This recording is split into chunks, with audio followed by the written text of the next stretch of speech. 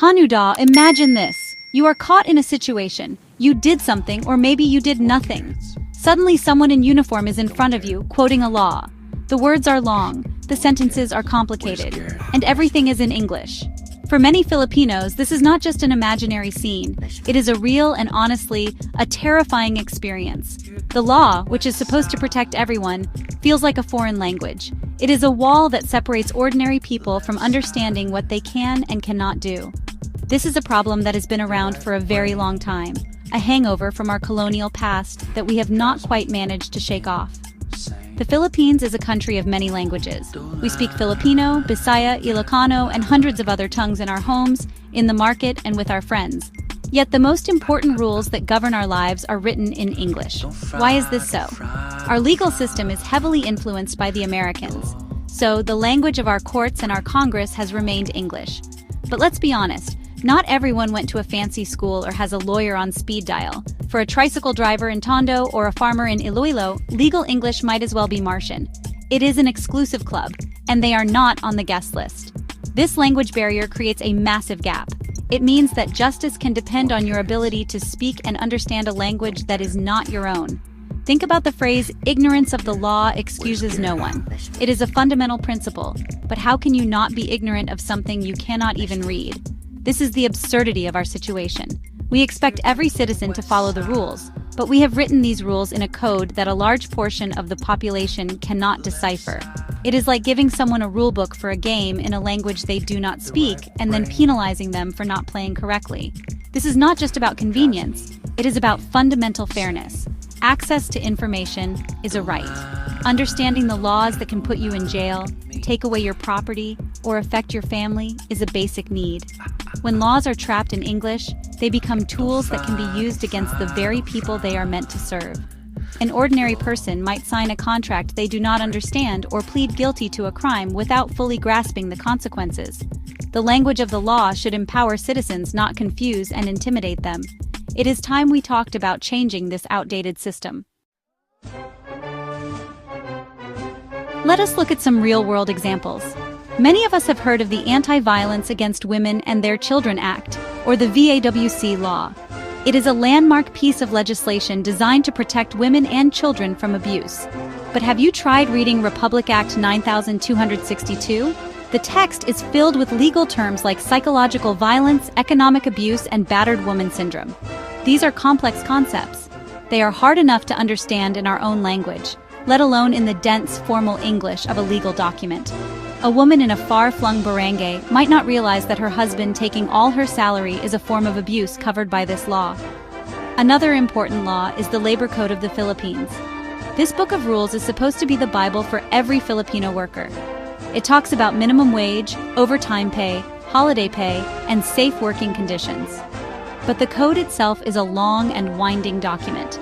A factory worker or a sales assistant might know they have rights, but they may not know the specifics. What exactly constitutes illegal dismissal? How do you compute your 13th month pay? The answers are in the labor code, but they are buried under layers of technical jargon that require a lawyer, or at least a very patient HR manager, to explain properly. Then there is the Safe Spaces Act, or the Bawal Bastos Law. This is a newer law that aims to protect everyone from gender-based harassment in public spaces, online, and at work. It is a great and progressive law. But again, the official text is in English. It defines things like catcalling, gender-based online sexual harassment, and stalking. For the law to be effective, both the potential victim and the potential offender need to understand what these terms mean. If a person does not understand that their actions are now considered illegal, how can the law truly prevent harassment?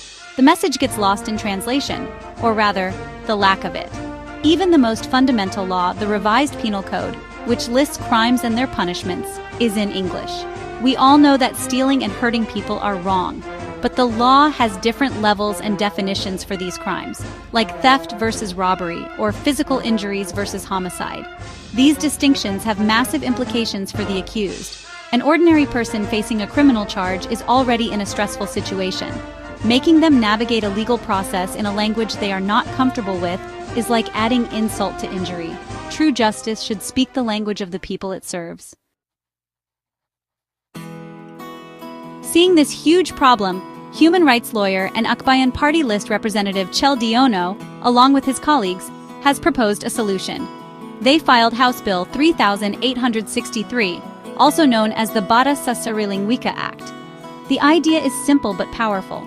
Translate our laws into the languages that most Filipinos actually speak. This is not just a suggestion. It is a bill that wants to make it a mandatory requirement. The goal is to tear down the language wall that stands between ordinary citizens and their understanding of the law. It is a move to democratize justice, making it accessible to everyone, not just those who are fluent in English. The bill specifically targets laws that have penal provisions. These are the most serious laws, the ones that can result in fines or imprisonment. Under the proposed act, all new laws of this nature must be translated within 90 days after they are passed. But what about the mountain of existing laws we already have, like the revised Penal Code and the Labor Code? The bill gives a timeline for that too. It mandates that all existing laws with penalties must be translated within 5 years. This is a monumental task, but it is a necessary one if we are serious about empowering our citizens with knowledge. So, which languages are we talking about? The bill identifies the 3 largest language groups in the country: Filipino, which is based on Tagalog; Bisaya, which covers a wide range of Visayan languages like Cebuano; and Ilocano. By translating laws into these 3 major languages, the government can reach a massive percentage of the population. The bill also encourages the translation into other local languages, recognizing the rich linguistic diversity of our nation. The point is to bring the law closer to the people, in the words they use every day. This way, the law ceases to be an alien concept and becomes something that belongs to the community. The plan is not just to translate the documents and then store them in a dusty cabinet. The bill has a clear plan for dissemination. The translations will be published in the Official Gazette, the government's official journal. More importantly, the Presidential Communications Office will be tasked with making these translated versions available online for free. In the digital age, this means anyone with a smartphone and an internet connection can read and understand their rights.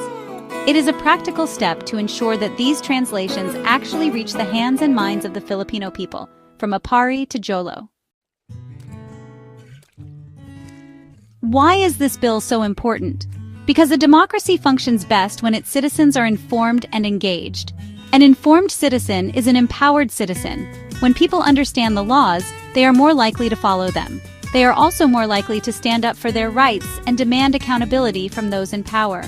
Translating laws into our own languages changes the relationship between the people and the state. It sends a clear message that the law is not a tool for the elite to wield over the masses, but a shared agreement that belongs to everyone. It is a fundamental step towards a more just and equitable society. The Batas sa Sariling Wika Act is also about national identity and pride. For decades, we have operated under the shadow of a colonial language, treating our own tongues as secondary. Other countries in Southeast Asia, like Vietnam and Thailand, conduct their legal and official business in their national languages. It is a sign of their sovereignty. By mandating the use of Filipino, Bisaya, and Ilocano for our laws, we are affirming the value and importance of our own linguistic heritage. It is a declaration that our languages are just as capable of expressing complex legal ideas as English is. It is a long overdue act of decolonizing our minds. Of course, the task will not be easy. The Komisyon sa Wikang Filipino, the agency tasked with the translation, will have a huge responsibility. They will need adequate funding, skilled linguists, and legal experts to ensure the translations are accurate and faithful to the original intent of the law. But this challenge is worth facing. The potential benefits are immense. Imagine a future where a student can research the law for a school project in their mother tongue, or where a worker can confidently discuss their rights with their employer, citing a provision from a labor code written in a language they fully comprehend.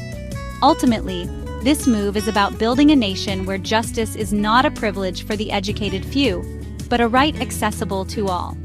When a law is written in a language that the common person understands, it stops being a mere suggestion and becomes a living, breathing part of the community's consciousness.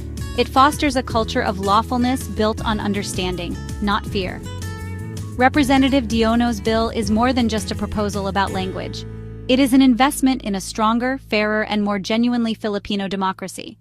It is about making sure that the laws of the land are truly for Juan de la Cruz.